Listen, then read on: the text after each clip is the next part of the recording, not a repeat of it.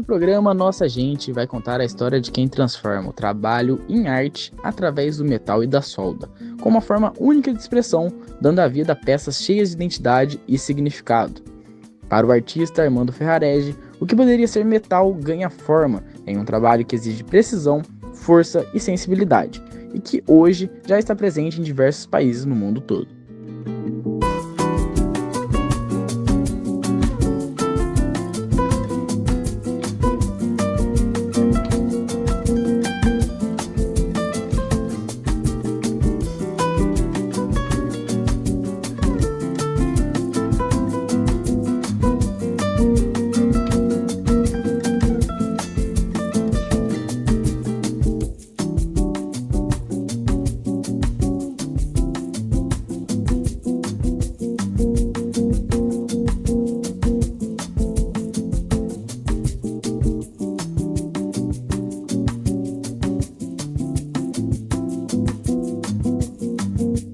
Fred, conta pra gente primeiro como que você começou nessa arte.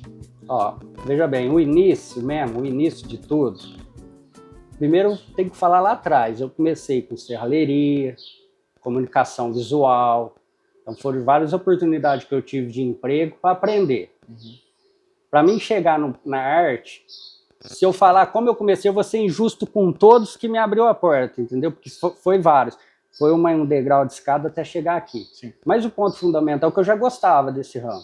Soldagem, diamantagem, entendeu? Só que era o seguinte, eu via que para mim estava muito limitado aquilo ali. Eu queria já expandir, abrir um leque. Só que nesse ramo de solda, dessas coisas, você é limitado. Sim. Você vai de um portão a um barracão, você não vai ter. E eu sempre pensei isso, que queria sair dessa ilha da normalidade, sabe? Eu preciso fugir dessa ilha da normalidade. Então eu ficava na serralheria no fundo, quando acabava o expediente, fazendo. Tinha uns amigos meus que fazia, entendeu? Umas artes. E eu via, eu me inspirava naquilo lá também. É o que eu te falo para você, é um conjunto de fator, né? Porque é muito fácil chegar e falar, eu aprendi e fiz. Não, foram várias portas que foram se abrindo, entendeu? Foram várias pessoas que me incentivaram. Aí eu fui pego o material ali, uma máquina de solda, vou fazendo, faço uma escultura pequena, aí de repente vai fazendo uma grande. Aí quando vê, você já desperta o desejo de fazer aquilo ali. Entendi. Aí eu já comecei a pegar e já começar a fazer rosto, busto, tentar, sabe, no fundo de casa, tentar na oficina, e fui aprimorando. Aí as portas foram se abrindo no ramo da arte, aí veio o patrocinador que acreditou no meu trabalho, a Santos Solda, falou, não, pode ir, eu vou te fornecer todas as máquinas, E isso deu, sabe, uma centelha ali para mim, sabe, falar, pô, eu tô no caminho certo, eu tô sendo visto, porque é o seguinte, a arte, ela te faz você ser visto. Outros ramos não, você pode ser o melhor do mundo, você vai sempre ficar em off, ninguém vai saber, entendeu? Vai ser só mais um serviço que você pôs na casa do cliente. Não, a arte não, ela já te proporciona outras coisas melhor. Você já é mais visto, entendeu? Você já consegue, por exemplo, também expressar aquilo, porque é o seguinte, é o que eu falei para você, não é só fazer arte, não é só colocar arte ali. A arte gera um conforto para quem está vendo e para quem faz também, entendeu? Sim. Porque você pode estar num momento difícil, você vê uma escultura, aquilo transmite alguma coisa para você. É o que eu te falo, você tem que saber o que faz, porque ela pode transmitir ou um conforto, se for uma coisa feia, é um caos, entendeu? Mas eu sempre tento colocar, tipo assim, a arte é a linguagem do espírito, essa que é a verdade, é a linguagem do teu espírito. Você pode pegar vários artistas, você vai ver técnicas diferentes, mas você vai ver que aquelas técnicas diferentes é a linguagem do espírito dele, entendeu? Ele pode tentar fazer, estudar, pode fazer qualquer coisa. Na hora de fazer, vai sair o que está interno, entendeu? O que está na cabeça dele. As técnicas mesmo, elas servem só ali para você trabalhar o material. Só isso. A conexão de fatores. O resultado final, você vai ver que é o interno de cada indivíduo, de cada artista. Isso daí é um fato. Entendi. E essa, vamos dizer assim, essa obra artística, né, esse trabalho que você faz, soldagem, não é tão comum. Como que a gente poderia chamar esse estilo de obra? Ó, eu vou te falar para você que escultura tem diversos segmentos. Tem o segmento que você deposita o material, que é o que você vai colocando. Tem o segmento que você tira o excesso, que é o que você vai entalhando. Existe também bipartidos, que é o molde, entendeu? Então são diversas técnicas. O artista ele tem que trabalhar com todas, porque cada hora vai exigir ou ele colocar o material, ou ele retirar o material, entendeu? Sim. Então existe 3 técnicas de surrealista, o realismo, entendeu? O caricato. Então aí vai da necessidade do cliente, pede para o artista fazer, mas o artista ele tem que trabalhar nessas 3 modalidades. Quanto depositar o material, quanto tirar. Por exemplo, só para você veja bem, aqui é depositar o material. Sim. Mas se eu pegar um bloco e for entalhar, eu tenho que retirar o material. Sim. Entendeu? Quer dizer, a obra está presa ali, você tem que libertar ela. Então, aqui é diferente. Aqui você vai libertar ela depositando o material. Então, essas 3 técnicas existem. Não tem outro caminho. Ou você coloca, deposita o material, ou você tira o material, ou você faz os moldes. O que é o molde também? Eu posso pegar essa Nossa Senhora e replicar ela em várias. Sim. Fazer vários moldes. Também é arte. Entendi. E a gente estava conversando aqui em off, né? Que são poucos artistas que fazem esse trabalho, né? Ó, tem bastante. Mas é o que eu te falo para você. É que é difícil você conhecer, porque o Brasil é muito grande, se destacar. Mas eu creio que tem um em cada estado. É um em cada estado, que trabalha no mesmo segmento que eu, falo assim, no mesmo volume de arte produzindo que eu. Sim. Mas é um em cada estado do Brasil tem. Se eu não me engano, eu acho que tem 3, viu? Que eu, assim, que se destaca, 3, 4 que se destaca. Entendi. E a gente tá conversando também da quantidade de obras, né? Quantas obras você já fez até agora? Eu acho que umas 300 e pouca obras. Entendi. E elas que eu falei, que a gente que eu tava te falando. As pessoas conhecem a que eu posto, mas elas não conhecem a que o cliente não deixa postar, que leva para casa, porque muitos clientes pedem, tipo assim, depois de pronto, para eles é muito pessoal aquela obra na casa deles, entendeu? Se for um santo, eu percebi que quando é santo em igreja não pode ser postado, eles não gostam também de divulgar, não gostam de postar, mas está aí umas 300... Não, tem 7 anos, né? 7, 8 anos só que eu confecciono. Sim. Não faz muito tempo. Entendi. E aí tem obras espalhadas no país todo? Tem França, tem Espanha, Inglaterra, Paraguai, tem Alemanha. Eu acho que é de 9 a 10 países já. Entendi. E qual foi a primeira obra que você fez? A primeira obra está no Museu de Arte Sacra, aqui da casa do Rogério Cardoso, que é o Cristo. Sim. Primeira obra. Aí a segunda obra, que eu mais ou menos me lembro, a segunda obra foi o Moisés, que foi para Dubai, você ainda chegou a ver. Legal. É. E aí, como que é esse processo de realizar esse serviço? Como que você, desde quando o cliente chega para você, pede uma obra, o que você começa a fazer a partir do momento que chega a mensagem dele? Ó, sempre quando o cliente... Primeiro é o seguinte, foi muito difícil o cliente chegar no primeiro contato e já fazer. Sempre a gente faz uma amizade antes. Sim. É sempre assim. Porque eu preciso passar para ele as técnicas, o jeito que é ser feito, o material usado, porque existe vários tipos de material. Aí, então, você cria uma amizade ali, entendeu, com o cliente. Aí, depois da amizade, você começa a estudar qual que é o pensamento dele, que tipo de obra que ele pretende ter, qual é o grau de realismo que ele quer, se ele quer uma coisa mais simplificada, se ele quer um realismo, ou se ele quer só um caricato. Aí, primeiramente, antes de você estudar a obra do cliente, você tem que estudar o cliente, para ver para quem que você está entregando esse trabalho, entendeu?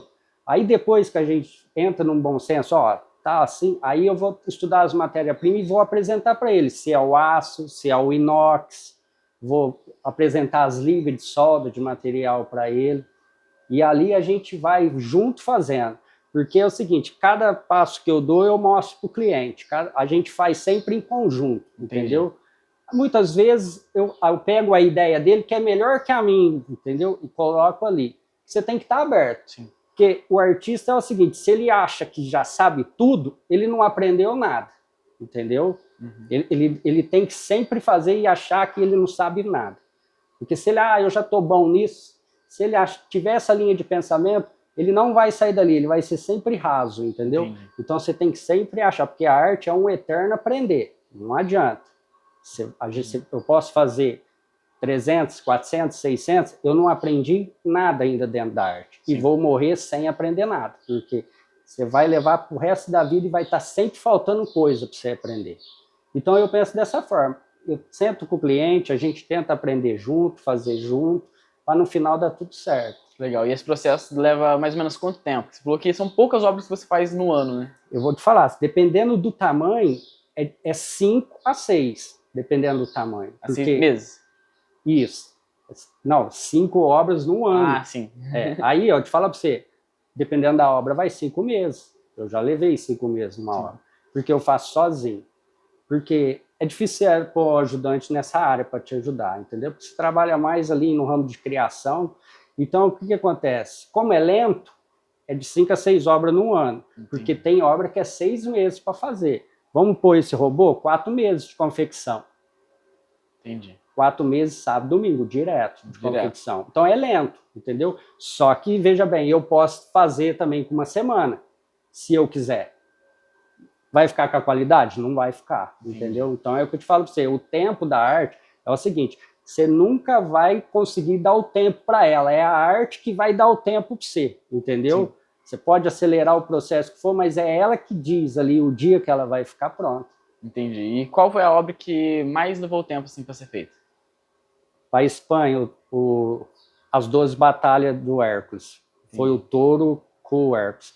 Até porque foi um dos meus primeiros animal, que seria muito grande, e as primeiras anatomia humana ali. E foi 2 juntos, um animal, que é o touro, e o Hércules. Esse daí me deu trabalho. Entendi. Foi, mas demorou. Você citou a questão desse robô. Conta pra gente um pouquinho desse projeto. Ó, esse robô Bumblebee é o seguinte, para começar, ele assim não dá para ver, mas são os materiais com uma espessura mais grossa, que é para durar mais, ser mais duradouro, certo? As outras partes do material ali, que trabalham mais fino, é mais fino devido para dobrar, para manusear o material, entendeu? Você trabalhar a técnica ali, se for um material mais duro, você não consegue fazer.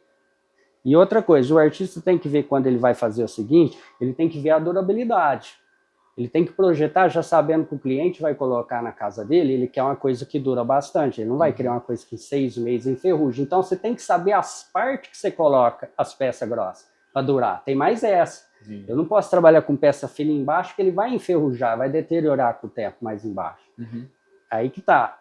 Existe liga de material, é isso que eu falo para o cliente. Pô, você encomenda uma obra comigo? Tá. Você quer no aço, carbono? Tá, mas o aço vai durar X, por mais que seja ferro. O inox vai durar, uma obra dessa de inox é pro resto da vida.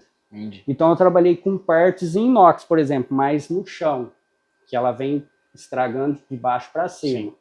Então essas técnicas a pessoa também não é só fazer, ela tem que saber o tipo de material que ela vai colocar ali, porque vai deteriorar.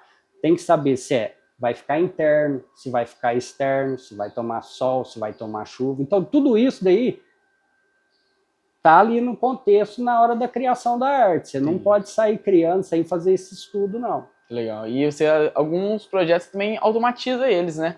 Isso, eu já fiz vários, igual, bem lembrado, aquele... Exterminador do Futuro. Isso, Exterminador do Futuro, que foi para Califórnia, Estados Unidos, aquele lá foi automatizado, desde tudo, desde olho, pescoço, mão. Só que é o seguinte, eu tô saindo mais dessa linha, porque essa linha é robótica. Entendi. Entendeu? Porque é o seguinte, você pode fazer uma escultura perfeita. Se eu automatizar esse robô, ele já deixa de ser uma escultura. Ninguém passa vendo ele como uma escultura, passa vendo ele como um robô. Sim. Entendeu? Então tudo que tem movimento não é arte, não é robô. Entendi. Entendeu? Então tem que tomar esse cuidado. Aí foi onde que eu fui deixando de lado esse ramo de ficar fazendo mexer, de trabalhar isso daí, porque já estava saindo um pouco do meu segmento.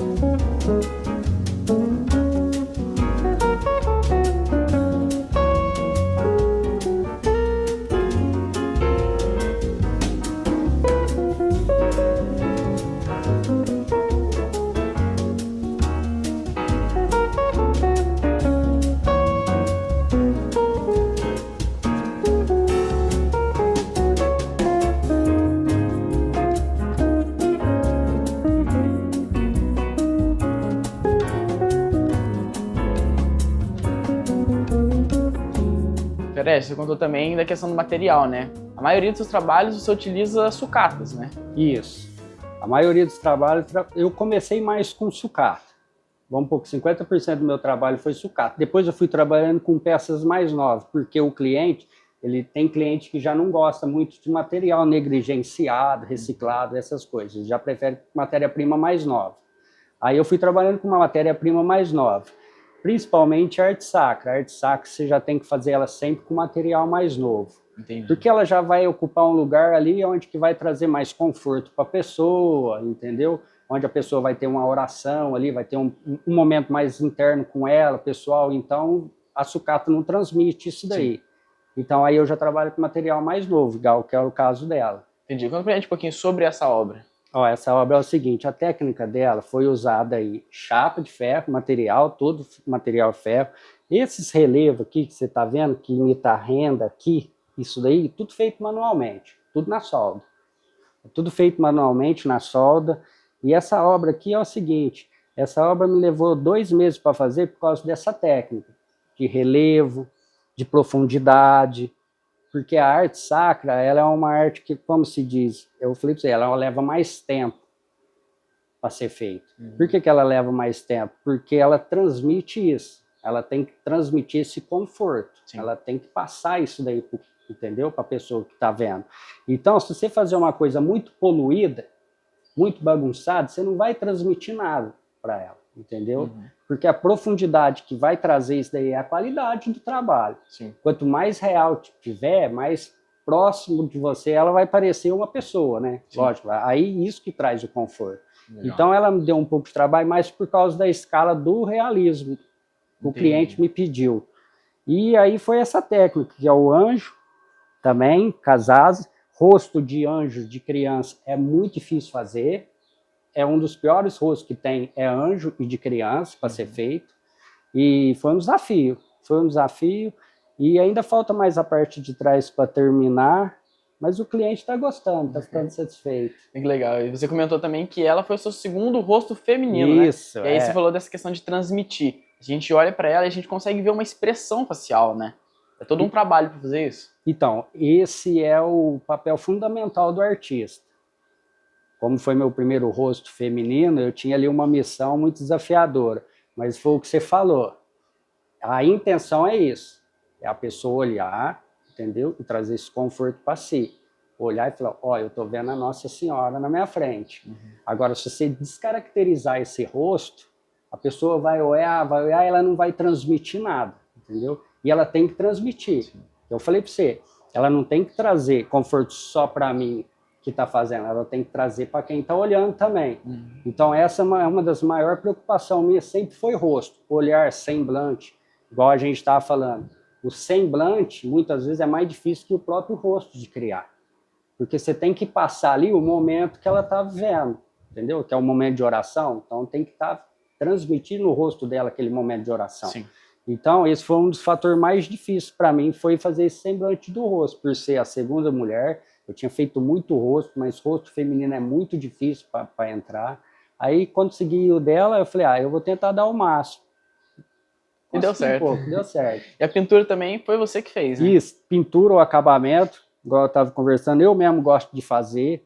Porque, assim, o artista, ele tem a imagem pronta na cabeça. Ele tem pronto.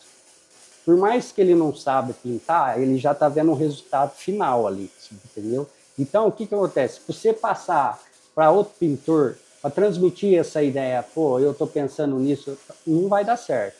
Aí, então, eu mesmo decidi, começar a pintar as minhas esculturas. Não pinto todas, entendeu? Sim. Mas quando o cliente pede, aí eu trabalho com a pintura também. Legal. Não é minha área a pintura, certo? Mas é o que eu falei para você, eu consigo passar aquilo que eu estou vendo. E aí você comentou também da sua primeira obra, que está lá na Casa de Cultura Rogério Cardoso, aqui em Mococa. E lá tem outras obras suas também, né? Tem o Rogério Cardoso. O próprio Rogério Cardoso. Tem o Cachorro também. O Cachorro, eu acho que foi a terceira obra que eu fiz. E ele tem uma história bem legal por trás, né, de como que foi feito. O Cachorro foi feito com várias ferraduras de cavalo, se eu não me engano.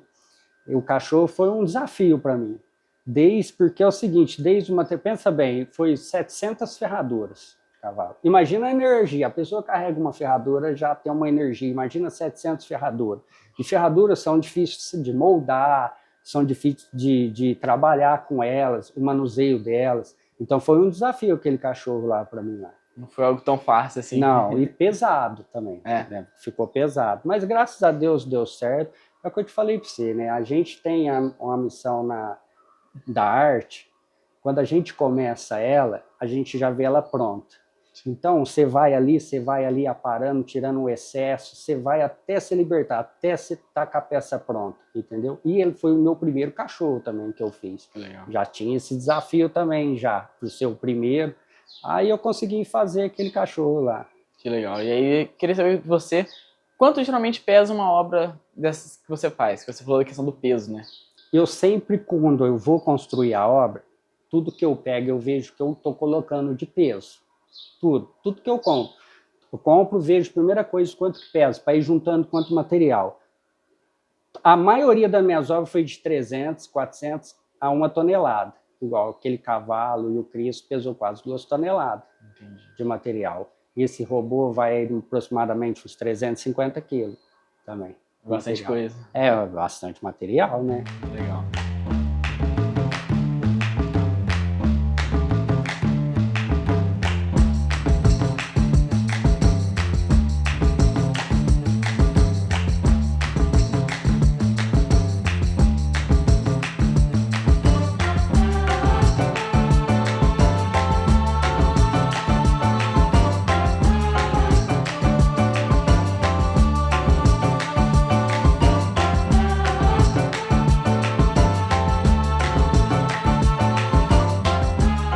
A gente estava falando de você exportar suas obras, Sim. né? Essa, por exemplo, vai para Portugal. Como que é feito toda essa logística do envio dessas obras para outro país? Bem interessante. Todo mundo me pergunta isso daí.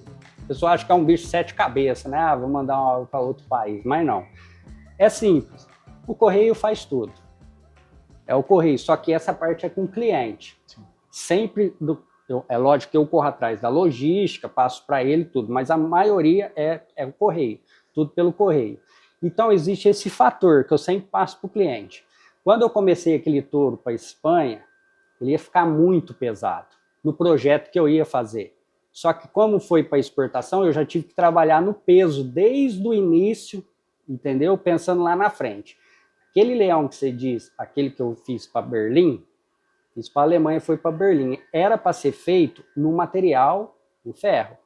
Só que ia pesar 700 quilos. Aí o cliente teve a ideia, falou, você faz na madeira? Para mim foi um desafio, porque eu nunca entalhei. Uhum. Aquele leão foi meu primeiro desafio. Eu nunca entalhei, nunca tinha pegado para entalhar nada. Aí ele falou, se você fazer na madeira, eu vou te mandar uma madeira para você fazer. Só que quando ele mandou metade de uma árvore. Peça gigante. Aí aquele foi um desafio.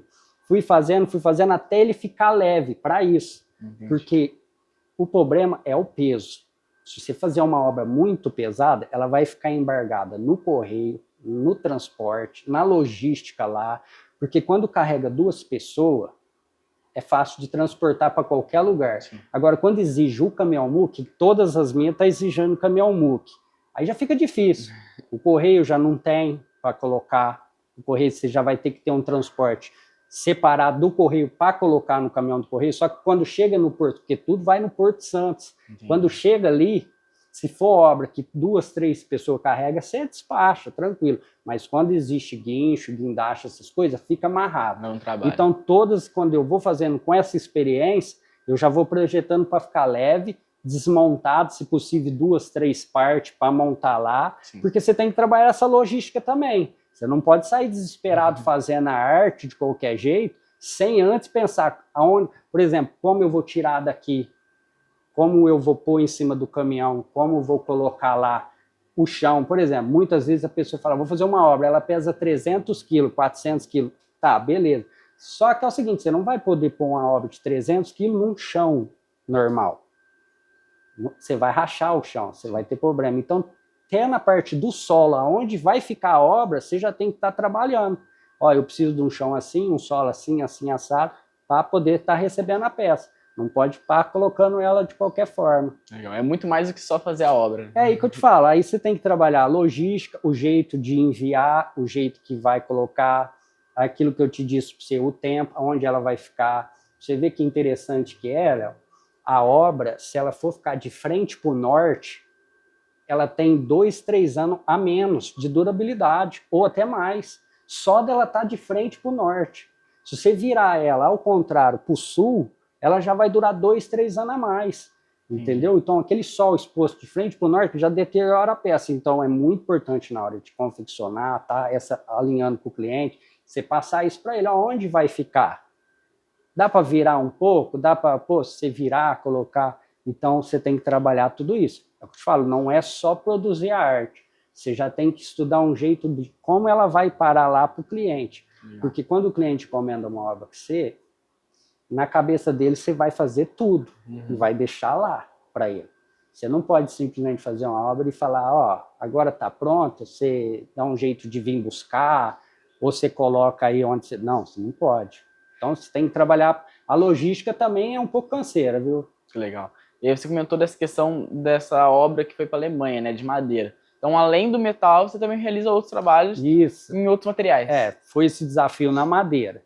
Mas isso foi um desafio que eu não pretendo voltar nele mais não, viu? Porque, veja bem, a minha empresa aqui, ela faz serviço de solda. As minhas máquinas todas, ela é para soldagem. Quando eu trouxe uma outra matéria-prima para cá, as minhas máquinas já começou a estragar. Entendi. Minhas ferramentas começou a estragar, porque aí já é outro tipo de marcenaria, já é outro tipo de ferramentaria. É outro trabalho. É outro tipo de trabalho. E faz muita sujeira, viu? Material de retirar, essas coisas. Tudo que você tirar, entalhar, isso daí é muita sujeira. Então, eu não gostei muito desse ramo de trabalhar numa parte de retirada, não. E outra coisa, é muito importante saber, quando você deposita o material, igual o rosto do Cristo, eu vou colocando, vou depositando o material. Se eu errar, eu tiro. E depois eu volto. Na madeira, não tem como. Eu tive essa experiência. Que Deus é muito perfeito na minha vida, que ficou bom. Mas eu vou te falar, se eu tivesse errado um pouquinho, eu tinha perdido todo o trabalho. Porque como que você vai depois consertar? Não tem jeito de depositar ali de novo o material. Então, foi uma experiência muito boa, que eu precisava passar por isso, entendeu? Porque você fica com essa dúvida, será que eu faço só isso? Será que eu consigo? Será que eu consigo? Aí foi uma experiência. Fiz no cimento também, fiz 2 mãos grandes para Campinas, numa praça. Ela foi feita de concreto. Fiz o cavalo no concreto, mas são experiências assim, que eu passei por ela e pretendo não voltar, continuar mais no meu segmento. Até porque eu tenho empresa que me patrocina que é a Santisob. Ela me dá todos os maquinários. Então, ela me dá para mim soldar. Quando você trabalha com madeira, matéria-prima, você já foge ali do combinado. Então, eu já sou mais nessa parte de depositar material mesmo. Legal. E eu queria ver com você agora, para você falar pro pessoal, né, suas redes sociais, o pessoal conhecer seu trabalho, porque você está sempre postando lá os últimos trabalhos que você tem feito. Isso, meu Instagram é Armando Ferrarese, meu Facebook é Armando Ferrarese também, e tá lá todos os meus trabalhos, se a pessoa quiser conhecer as técnicas, trabalho, eu tô sempre postando, fazendo store também, e tô aí tentando, né, na vida, nas redes sociais, porque eu comecei agora um pouco nas redes sociais, né, eu era um pouco relaxado com redes sociais, eu só queria fazer, achava que só queria fazer, mas é o seguinte, você tem que ser visto também, né? Porque eu vivencio disso, né? Hoje virou uma profissão minha, um modo de vida meu. Isso daí. Então, se eu não ser visto, não tiver cliente, não adianta nada. Mas é Armando Ferrarese, e o Facebook também é Armando Ferrarese. É só Instagram e Facebook. Entendi. Aí você comentou, né? Só pra gente finalizar, você comentou do seu patrocinador que te ajuda muito, né? Isso, é a Santos Soldas. Essa empresa aí foi a que acreditou no meu trabalho. Ela foi o pivô de tudo. Porque ela apareceu numa hora que eu estava desistindo já. Ela apareceu numa hora que eu estava desistindo. Aí ele apareceu, falou, não, eu gostei do teu trabalho, daqui para frente eu vou te apoiar. Então todas essas máquinas que eu trabalho, todas essas máquinas atualizadas, todo ano eles me dão todas as máquinas, me fornecem todas as máquinas, material. Então eu entro só com a minha mão de obra mesmo. Legal. E seu pai também foi uma pessoa que te ajudou muito, né? O meu pai, principalmente, o começo foi por causa do meu pai, né? Porque o meu pai faleceu... Seu pai era uma pessoa muito conhecida também na cidade, né? Isso, meu pai era encarregado da prefeitura, né? Trabalhou 50 anos. Meu avô também trabalhou 50 anos na prefeitura. Você vê, 100 anos de geração de prefeitura. E o meu pai foi uma das pessoas que ele trazia, ele achava os ferros na rua. de sucata, ele trazia para mim. Legal. E ele trazia, e ele foi um dos maiores críticos que eu tive na vida. Porque tudo que eu fazia para ele estava feio, entendeu? Ó, você precisa melhorar, você precisa melhorar. Aí ele deixou nós de forma repentina, né? Teve um infarto fulminante nos meus braços, e dali em que eu comecei mesmo a viver da arte. Por quê? Porque eu desliguei de tudo que eu fazia para viver um luto. Mas aí, naquele luto, foi onde que eu comecei a fazer o Cristo que está na arte sacra. Aquele Cristo foi num momento muito difícil que eu fiz ele. E eu acho que foi ali que, sabe, que as coisas abriu. Porque, de repente, se não fosse, tivesse acontecido essa coisa trágica na minha vida, talvez eu talvez não estava mexendo com arte, não. Foi preciso, infelizmente. E então, o que acontece? Aí também tem um fator seguinte. O meu pai sempre falava para mim isso daí. Meu pai sempre falava. Quando eu estava meio deixando a arte de lado, ele falava, ó, mas por que você não faz? Porque você precisa fazer uma coisa diferente. Agora que você aprendeu a fazer uma coisa diferente, você vai deixar de lado isso daí? Então ele sempre me apoiou, me incentivou. É o pivô, né, de tudo. Na verdade, eu sou a continuação dele, né, do meu pai. Tanto é que para mim é muito importante quando eu faço uma obra na prefeitura. Por quê? Eu quero manter conectado isso daí. Porque para mim era muito importante deixar o sobrenome dele ali. Porque meu pai fez muito para a cidade, muito, muito. Aí eu falei, pô, eu preciso deixar o nome dele, deixar o legado junto. E a arte foi a única coisa que eu consegui isso. Porque se não fosse a arte, como que eu ia conseguir? Então a arte me proporcionou isso para mim. Pelo menos o nosso sobrenome tá lá junto, né? Legal, Armando. Eu queria parabenizar você pelo esse trabalho que você faz, desejar boa sorte nesse trabalho e que você seja mais reconhecido. Você, como a gente falou, né, são poucos que fazem esse trabalho tão belo que você faz e que Mococa inteira conheça você. Eu fico feliz, eu agradeço. Não vou esquecer que você e a Cida foi uma das pessoas, as primeiras pessoas que veio aqui em casa, que mostrou, que abriu, porque é o seguinte, eu fazia a obra, é muito bom as pessoas saberem disso, eu já fazia a obra fora do país, em Mococa ninguém sabia do meu serviço, ninguém. Você foi, junto com a Cida, foi uma das pessoas que abriu a porta aqui, e colocou numa vitrine, entendeu? E eu sou grato pro resto da vida para vocês, daí você pode ter certeza.